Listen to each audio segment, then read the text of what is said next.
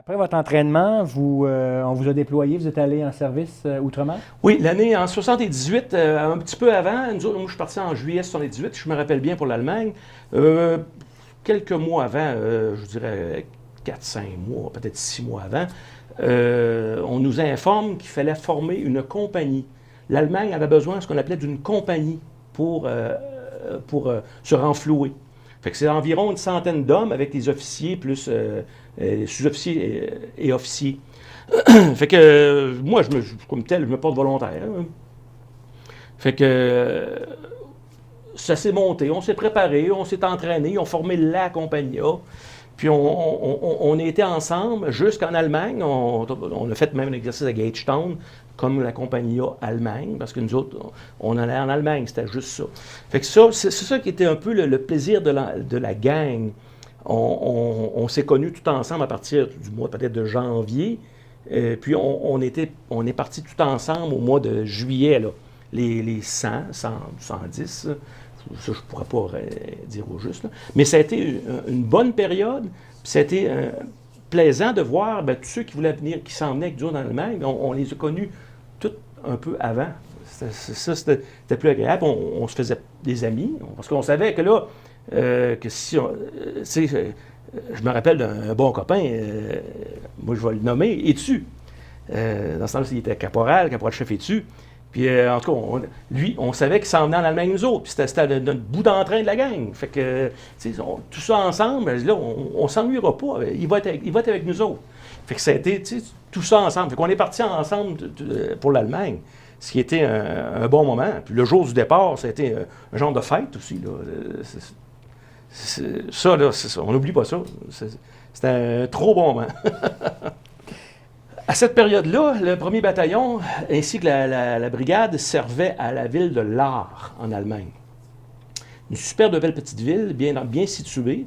On était environ à 30 km de Strasbourg, qui est une ville française. Et si quelqu'un voulait aller, exemple, du côté de la Suisse, 45 minutes par l'autoroute, on disait l'autobahn dans le temps, par l'autobahn, on était rendu en Suisse, à Bâle, ou Basel, comme on s'était écrit sur les pancartes. Puis après ça, on pouvait facilement monter, aller en Belgique ou trop quoi. Par l'autoroute qui était à côté de la ville de Lahr faisait nord-sud. Donc, quand vous êtes arrivé à cet endroit, est-ce que vous vous rappelez de la réaction que vous avez eue la première fois que vous êtes arrivé à Lahr? Oui, puis ça, il nous avait dit, on avait eu une bonne information sur la base de Lahr. Parce qu'il nous avait dit, préparez-vous au choc, je ne sais pas si on devait dire choc culturel, c'est que quand vous allez arriver, tout va être vert. Puis quand on sortait du Boeing, tout ce qu'on voyait, tout bâtiment et tout était vert, pour raison de camouflage tactique. Fait que c'était le monde vert. C'est ça qui était un peu... parce qu'on partait, nous autres, de la base de quartier, puis c'était pas ça. Là. La base de quartier est beaucoup plus agréable en couleur. Là, mais on savait qu'il y avait des raisons pour ça. On savait que le vert était une couleur de camouflage, fait que c'est pour un peu cacher un peu la base des espions d'en haut, peut-être, ou quoi, on ne sait pas. Fait que, mais non, c'était un peu le choc qui nous a donné. On dit, hey, my God, tout est vert ici.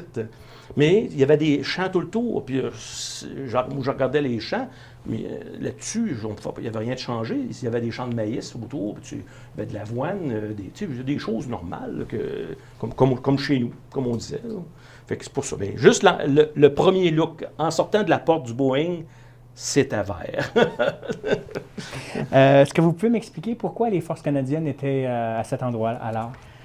Si je me rappelle bien, c'était à cause, c'est l'Organisation transatlantique Nord, l'OTAN, qui avait demandé une présence canadienne. Je me rappelle bien. C'était pour, on pense, on nous disait, peut-être avoir une présence, montrer que le Canada est présent pour supporter aussi les Américains en cas d'un certain conflit contre le pacte de Varsovie ou des choses de même. Mais c'est ça, des fois qu'on se demande, on était à peu près 5000, là, c'est pas nous autres qui auraient fait le gros poids de la guerre là-dedans, là. Mais on était là. Est-ce que c'était plus dissuasif, d'après vous? De dissuasif, non. Je pense qu'il fallait que quelqu'un soit là. fallait que le Canada s'affirme étant là. L'affirmation aurait peut-être été plus forte si on aurait été 25 000, mais logiquement, maintenant, de loin, on peut dire que le Canada n'a pas les budgets peut-être de garder 25 000 hommes là, parce que ça coûtait cher.